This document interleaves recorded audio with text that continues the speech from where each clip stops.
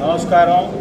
ఈరోజు ఈ press meet ముఖ్య ఉద్దేశం గౌరవనీయులు రాష్ట్ర ముఖ్యమంత్రి వర్యులు నారా చంద్రబాబు నాయుడు గారు ఏదైతే స్వచ్ఛాంధ్ర స్వర్ణాంధ్ర కార్యక్రమానికి కందుకూరు రావడం జరిగింది, మన అందరికీ తెలిసిన విషయం.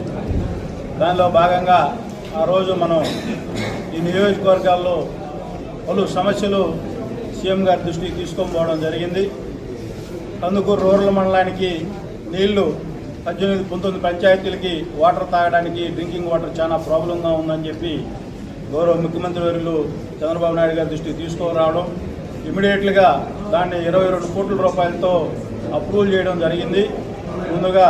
అలాగే ఏవైతే ఆ రోజు మన మున్సిపాలిటీకి 50 కోట్ల రూపాయలు డెవలప్మెంట్ ఫండ్స్ ఇస్తానని చెప్పి చెప్పడం జరిగింది. దానిలో భాగంగానే 2 days బ్యాకే 5 కోట్ల రూపాయలు మన మున్సిపాలిటీకి ఇవ్వడం కూడా జరిగింది. ఎందుకంటే గౌరవ ముఖ్యమంత్రి నారా చంద్రబాబు నాయుడు గారు చెప్పిన మాట ప్రకారం ఇమీడియట్గా వారంలోపే నెలలోపే 5 కోట్లు రిలీజ్ చేయడం మన ప్రాంతం పట్ల ముఖ్యమంత్రి గారికి ఎటువంటి మంచి అభిప్రాయం ఉందో మనందరం కూడా గుర్తు చేసుకోవాలని చెప్పి, అదేవిధంగా మనందరం కూడా కొండముడిపాలెం బైపాస్ విషయంలో కూడా చాలా అనుమానాలు ఉన్నాయి. ఎట్టి పరిస్థితుల్లో కూడా బైపాస్ నిర్మిస్తేనే ఆ రోడ్డు మూవ్ అవనిస్తాం, లేకపోతే కానివ్వని చెప్తే గౌరవ పార్లమెంట్ సభ్యులు వేమిరెడ్డి ప్రభాకర్ రెడ్డి గారు కూడా దానికి సహకరించడం, పైన అది బ్రిడ్జికి కూడా అప్రూవల్స్ వచ్చిందని చెప్పి ఎస్సీ గారు కూడా చెప్పడం జరిగింది.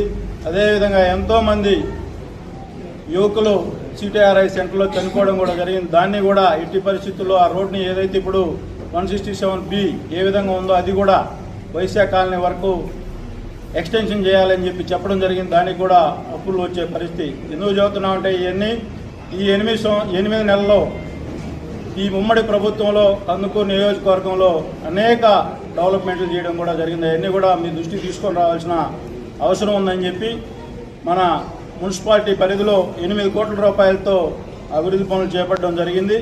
అదేవిధంగా మీరు ఎన్ఆర్జీఎస్ కింద బీటీ రోడ్లు అయితేమి సిమెంట్ రోడ్లు అయితేమి 27 కోట్ల రూపాయల వర్కులు మన నియోజకవర్గంలో ఈ 9 నెలల కాలంలో జరిగింది. అదేవిధంగా గోకుల్ షెడ్లు 250 గోకుల్ షెడ్లు కూడా ఇవ్వడం జరిగింది.